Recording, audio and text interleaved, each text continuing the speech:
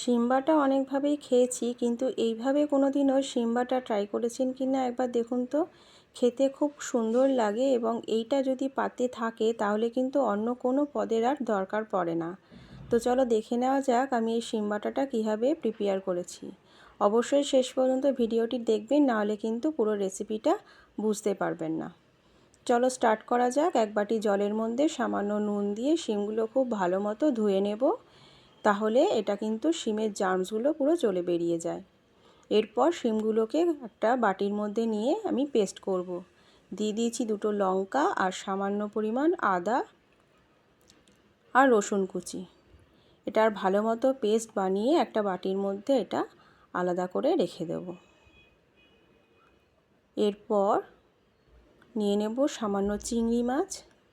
চিংড়ি মাছগুলোকে নুন হলুদ দিয়ে ম্যারিনেট করে রেখে দিয়েছি।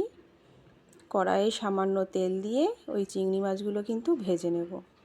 আর সাইডে সামান্য লঙ্কা কুচি আর রসুন কুচি খুব ভালো মতো পেস্ট করে রাখবো।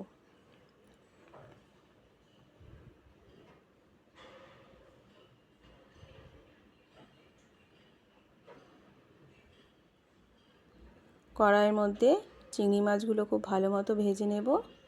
ভাজা হয়ে গেলে চিংড়ি মাছগুলো আমরা তুলে নেব। এরপর ওই কড়াইয়ে ওই তেলের মধ্যেই, আর কোনো তেল অ্যাড করব না, দিয়ে দেব পেঁয়াজ কুচি। দুটো পেঁয়াজ নিয়েছি আমি। আর দিয়ে দেব সামান্য রসুন কুচি আর আদা কুচি।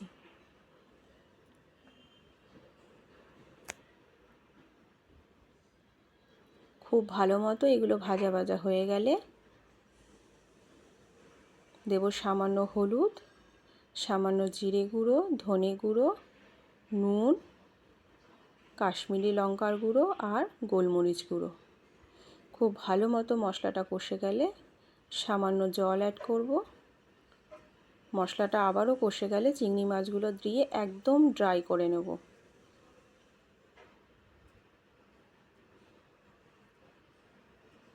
চিংড়ি মাছের কষাটা কিন্তু একদম ড্রাই হয়ে গেছে। এটাও সাইডে একটা বাটিতে তুলে রাখবো।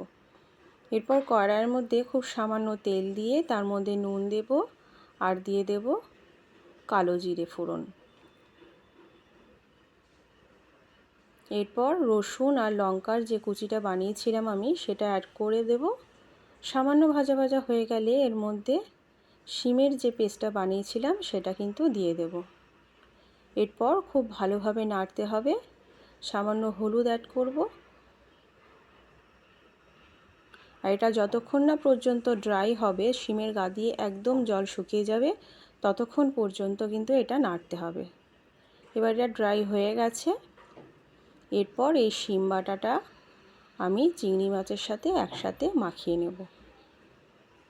এভাবে অবশ্যই একবার বানিয়ে দেখবেন, খুব সুন্দর লাগে খেতে। অসাধারণ একটা রেসিপি। আমার তো দারুণ লাগে। আমি আশা করছি আপনাদেরও কিন্তু খুব ভালো লাগবে। এরপর আর কি, গরম গরম ভাতের সাথে চিংড়ি মাছ দিয়ে শিম বাটা। অবশ্যই আমাকে কিন্তু কমেন্ট বক্সে জানাবেন আপনাদের কেমন লাগলো এই রেসিপিটা, এবং বাড়িতে অবশ্যই ট্রাই করবেন। আশা করি খুবই ভালো লাগবে।